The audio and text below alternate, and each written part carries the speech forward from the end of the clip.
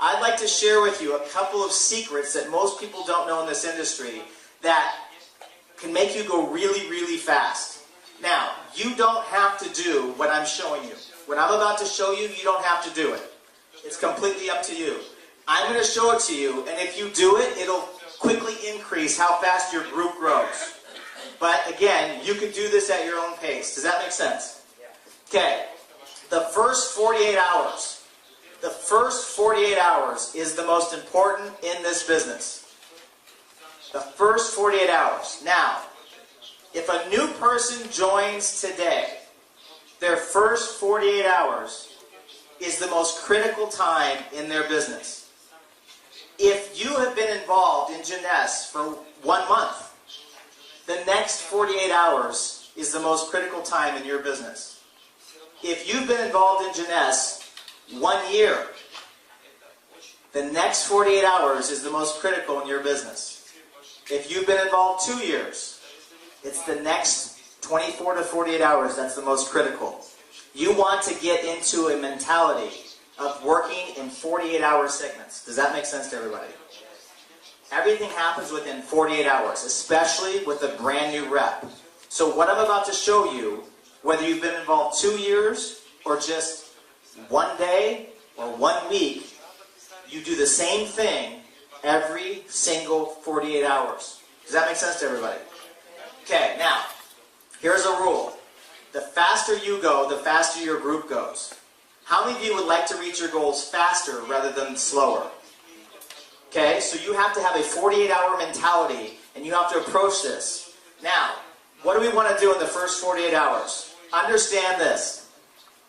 In the first 48 hours, it's very, very important you do these 2 things. Again, if you've been involved 2 years, the next 48 hours is the most important for you. First, you want to identify what's called your 10 best.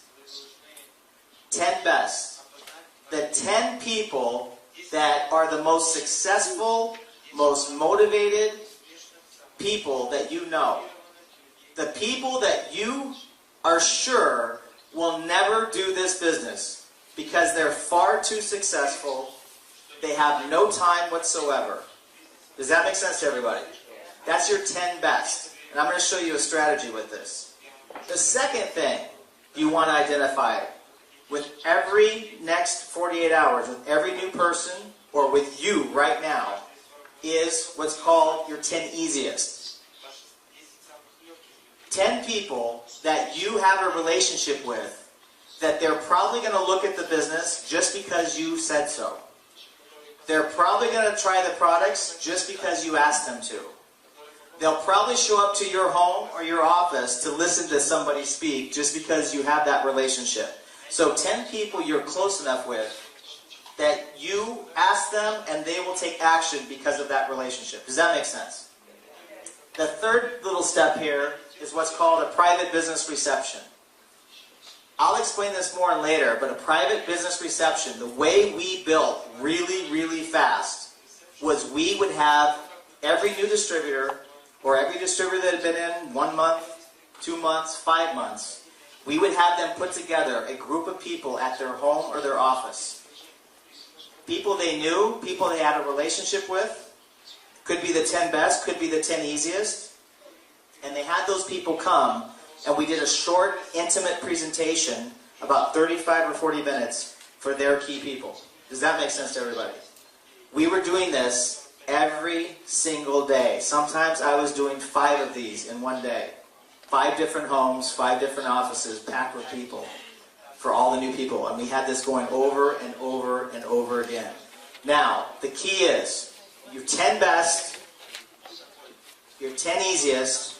For those who want to go fast, a private business reception, which I'll explain later, and you do this in the first 48 hours. What we found is if you do this, by the way, can we get the air on more higher? You guys hot? Yes. Me too. So what we found is if you focus on the 10 best, the 10 easiest, especially if you do a private business reception, in the first 48 hours, you'll find a minimum of 2 distributors and 2 customers. you'll find a minimum of 2 distributors and 2 customers. How many of you ever studied statistics? I was a marketing major with a minor in economics and statistics. So I learned to do the numbers. And if you approach this with what I'm showing you, 10 best, 10 easiest, 48 hours, private business reception, you will have 2 distributors typically and 2 customers in the first 48 hours. Now, why is it important to do this fast? Okay, let's say we have a new rep. Let's say Ron's my new rep. Okay, the first thing I want to do with him is I want him to make money. That's the first thing that I want to do. Why do we want him to make money? Well, his friends and his family do not care how much money other people are making. They don't care how much money, Victorine is making in the industry. They don't care how much money anyone else is making in the industry. They only care how much money he's making. And most of those green apples, one of the questions they're going to ask, have you guys got this already? Are you making money yet? How many of you got the "Are you making money yet" question? Now keep your hand up. Look around the room. Look around the room. This is everybody who got the "Are you making money yet" question. That's about 80 or 90% of the room. We need to get your new representative in a position to make money right away. We need to put them in a position to earn money their first week in the business so that when they're talking to their people, they have the answer. Are you making money yet? Absolutely. That needs to be the answer. We need to do that in the first 48 hours. The second reason we have to do that for the new representative in the first 48 hours is because of their belief system.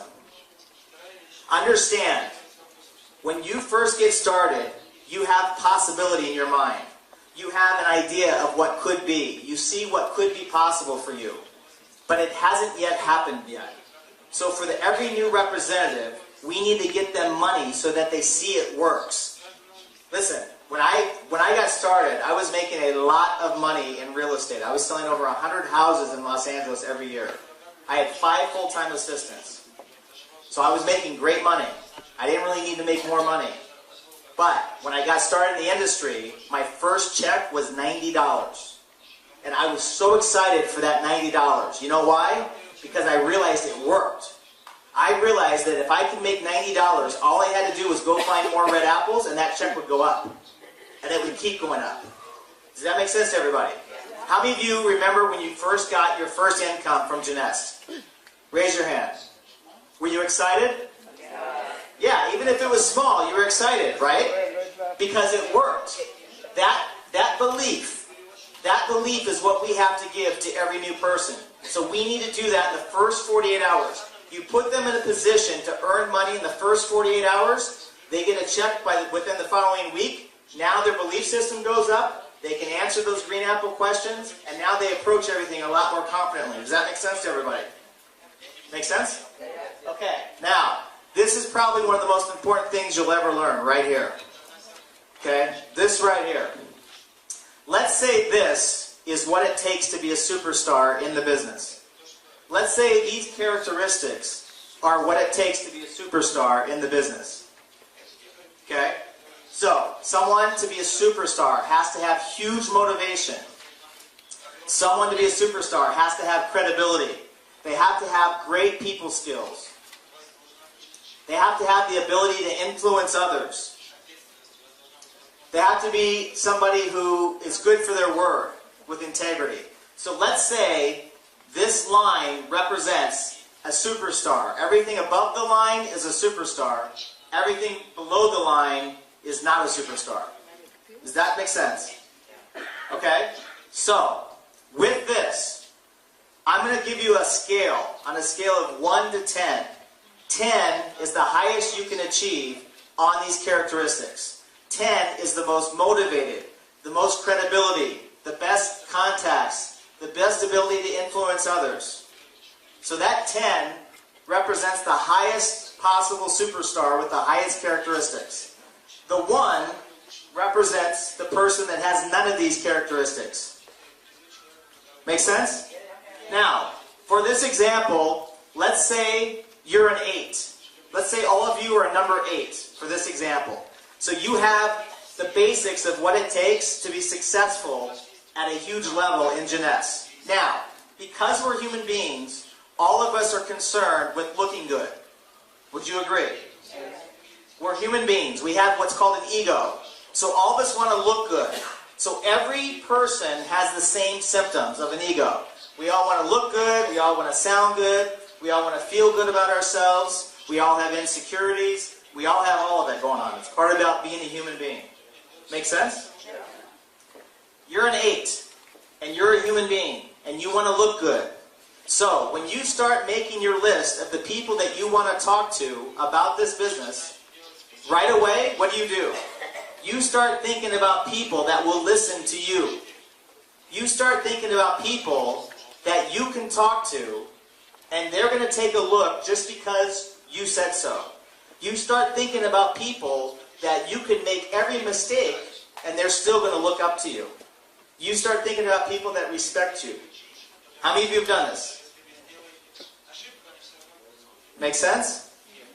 You don't know you do this. You didn't even know you do this. I'm going to show you something you're not even aware of.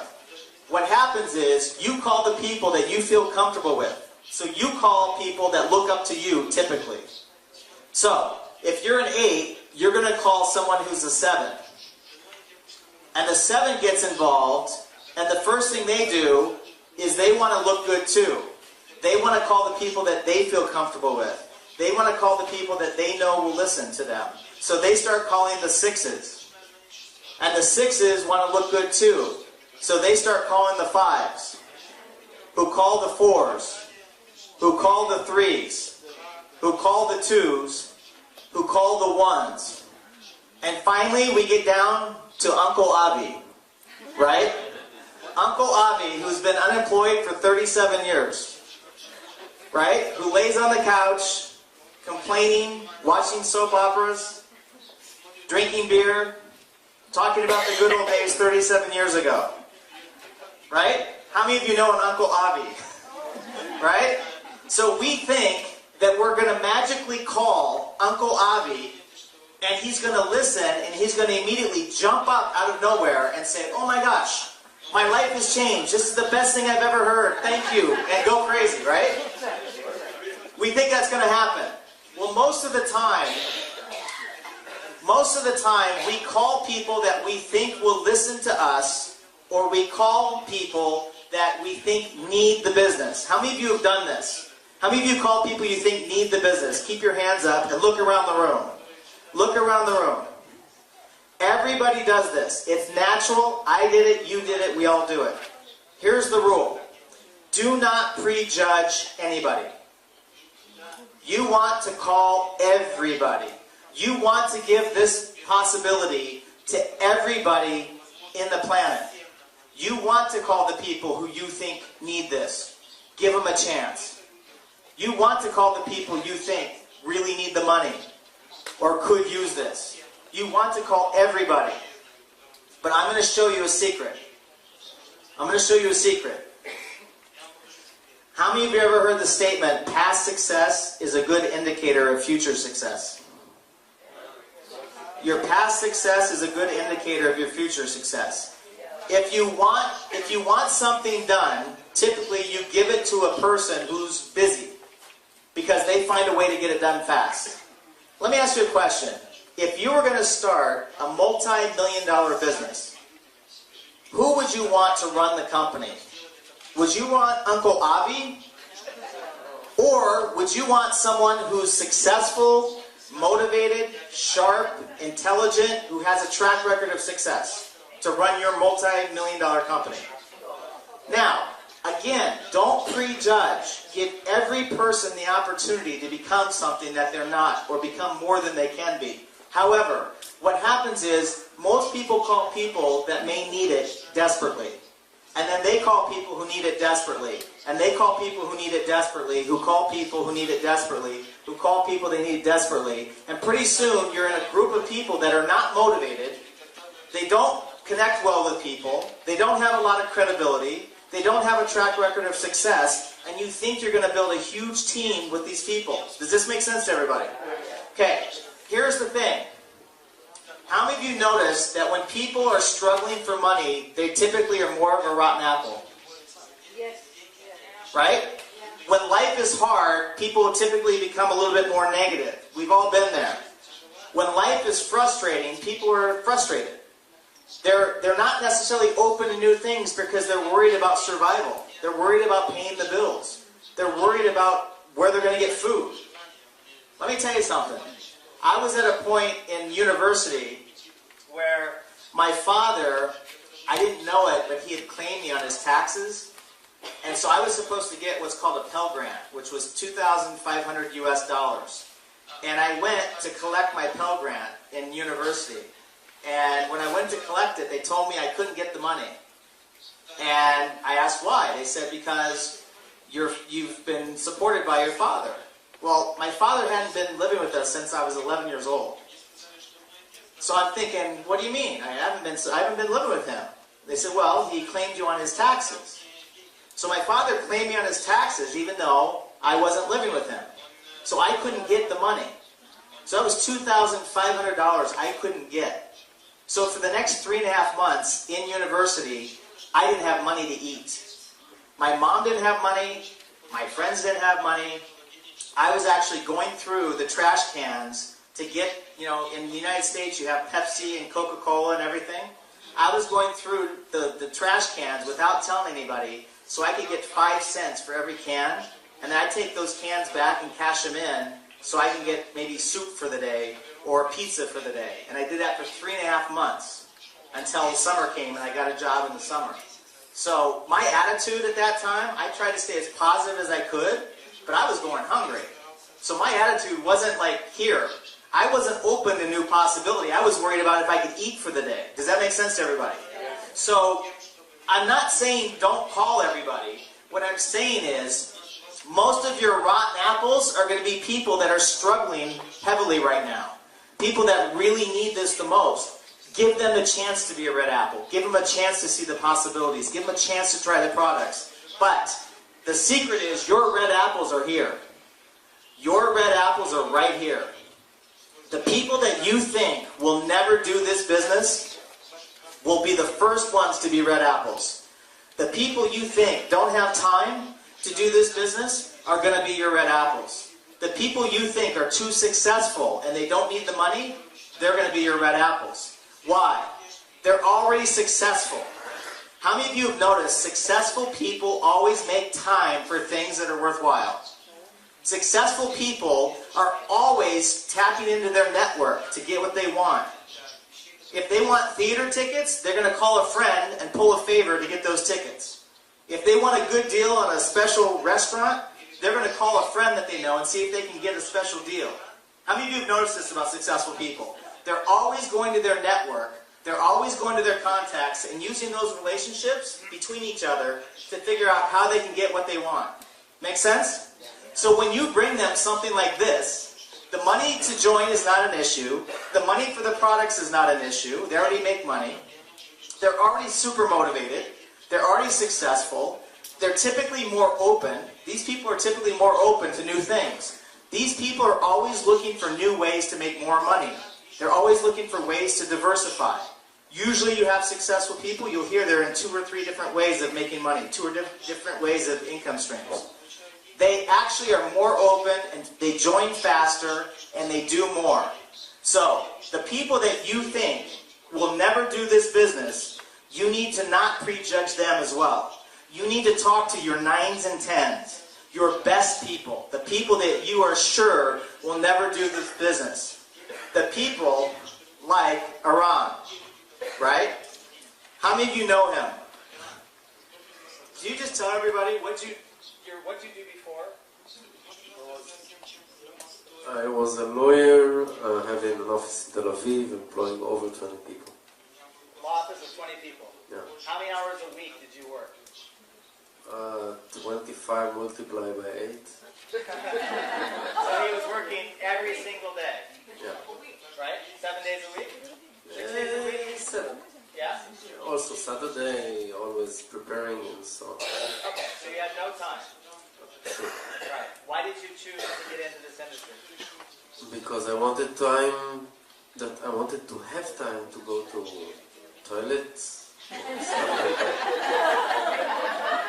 And what's happened since you got into this industry?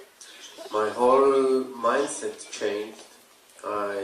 After 2 years in this industry, it was making more money than law offices with 23 employees in Tel Aviv. I was able to quit my law office and raise my kids and do my lifestyle and change. And what's happened in Israel since Jeunesse? You saw yesterday that it's growing, and it's soon, really soon, it's going to boom. Absolutely. Yeah. Okay, so this is a 9 or 10. Does that make sense? This is one of your 9s or 10s. This is one of the people that you typically would not call. Attorney, too busy, too successful, over 20 people in his office. There's no way he's going to do jeunesse, correct? No way. You want to bet? First one to be a red apple. The first one to be a red apple. How many of you wouldn't mind sponsoring Iran before? How many of you wouldn't mind getting paid on everything he does? Make sense? Let me tell you, with me, I didn't have any time. 90 hours a week I was working. But my sponsor had enough insight to call me. She called me and took a shot at it. She didn't prejudge me, and I thank God for that, because she changed my life and thousands of people's lives. She called what she felt was one of her best people. That best person, the first 2 days, my first 48 hours, I put 62 people in my living room. 62 people. All of those people made 100,000 or more, and this is 1996. I called my friends and said, get over to my house. 62 people. 6 joined right away. Some of them were green apples, some of them were rotten apples. To me, it didn't matter. I didn't care. Within 19 months, I replaced my real estate income. Within that time, I think about 90% of them ended up joining later. Does that make sense? But I built my entire group off teaching people, call everybody, but go after the 9s and 10s first. The 9s and 10s are the people that are going to make you the most money. One of your 9s or 10s will bring you the same income as 100 of your 1s or 2s. One of your 9s or 10s will bring you the same income.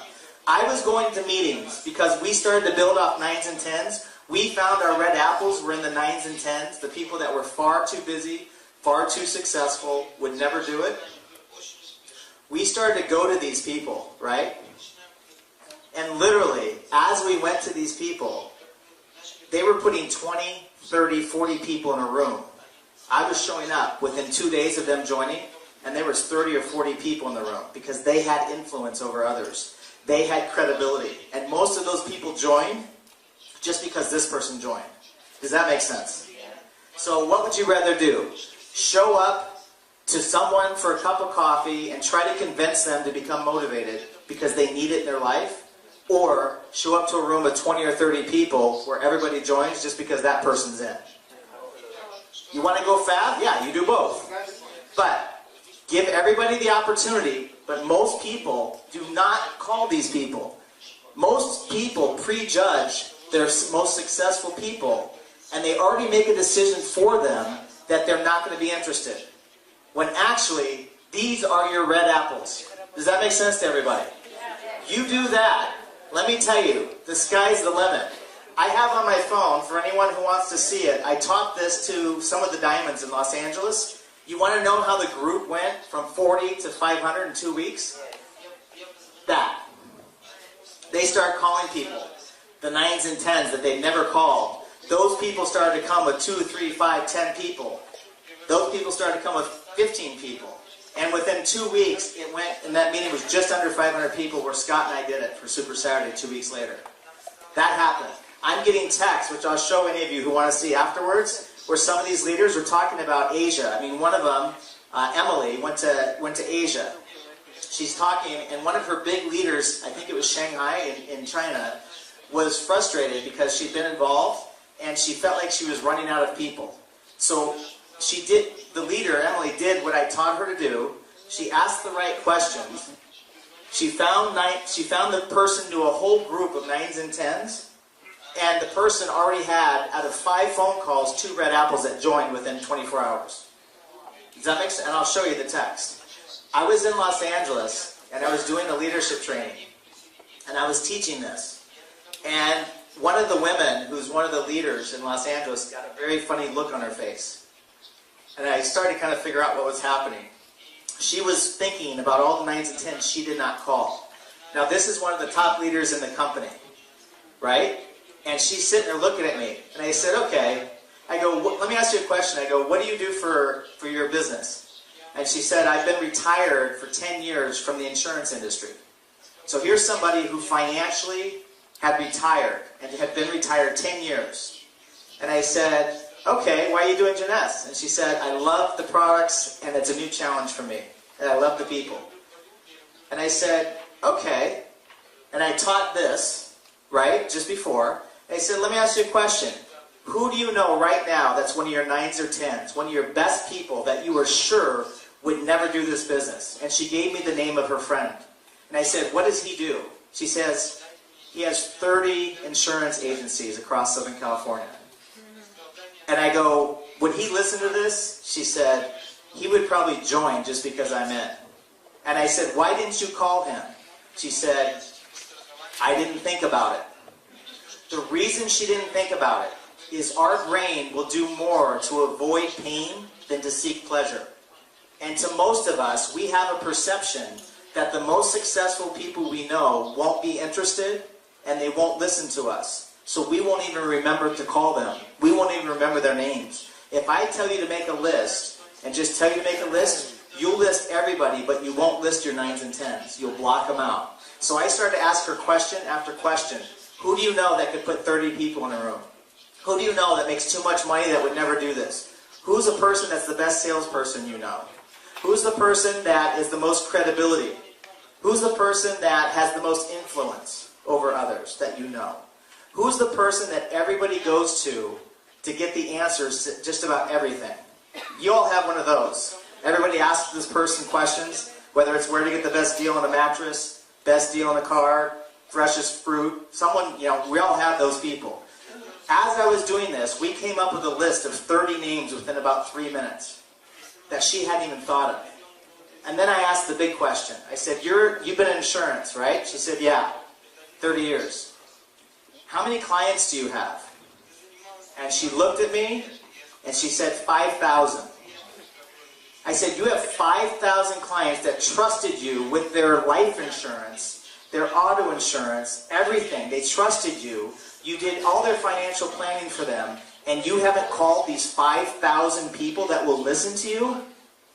She's like, no. I'm like, what are you going to do now? She's like, call them, right? So, the 9s and 10s are people that, if you call them, you will be shocked at how fast they get involved. Now, here's the strategy. For every new representative, for every new distributor, or for every person, whether you've been in 1 month, 1 year, 2 years, this is the strategy. What do? 10 best, 10 easiest. 10 of the people you think will never do this business because they're far too successful, they make far too much money, they don't have any time, like Iran, like me, like most of you. Okay? Identify those people right away. The second thing is the 10 easiest. The 10 best, the 10 easiest in the first 48 hours. We have to get them a check. We have to get them income. We have to build their belief. Now, what happens? You're going to get at least 2 distributors and usually 2 customers if you do this in the first 48 hours. So what do? We duplicate this, the same thing. The new distributors get started, 10 best, 10 easiest, 48 hours. Boom, boom. 10 best, 10 easiest, 48 hours. And this continues. See, most of the people make the mistake. They get a new rep started. Let's say today's Monday, right? And let's say you want to get started as a new rep. Most people do this. Most people say, okay, I'll tell you what. Let's get together. Let's go together on Thursday. I'll go over everything with you, and then we'll get started. How many of you know seen this? You put it off 2 or 3 days, right? No. Guess what I'm doing? I'm getting them started now. When are they the most excited? Right now. When are they most willing to go talk to people? Right now. Right when they see the business. When are they the most confident? Right when they see the business. We used to get people started right after the presentation. We would do a 35 to 40 minute presentation. Then we would do a quick start training with the apples for 10 minutes, and then we would get reps started right there. And at that point, we had people calling their best and their easiest the same night. So the next day, guess what we're doing? We're already getting people into their business within 24 hours. We're already getting people going in their business. What happens to their belief if they see something happen in the first day or two? Their belief goes up. What happens to their confidence? It goes up. What happens to the amount of work they're willing to do? It goes up. The faster you do this, the faster we go. Most people would tell new reps, let's get started, let's get together in the next couple days. Me, I already had 10 people in your business in 2 days. Does that make sense? By the time you're wanting to meet with the people, I've already got 10 people in your group and I'm already going. Now, you want to cause geometric growth? This is how you do it. 10 best, 10 easiest, 48 hours. 10 best, 10 easiest, 24 to 48 hours. 10 best, 10 easiest, 24 to 48 hours. After the first 48 hours, they're going to continue to talk to people. They're going to continue to get customers, but you keep moving. Does that make sense to everybody? That causes what's called geometric growth. And eventually, you keep following this process, eventually you'll come down and you'll accidentally bump into a leader. You'll accidentally find somebody who's going to do this business, whether you do it or not. Whether you do anything or not, they're going to take off. Let me ask you a question. Who did your meetings for you? At the beginning? Yeah. You did the meetings at the beginning, right?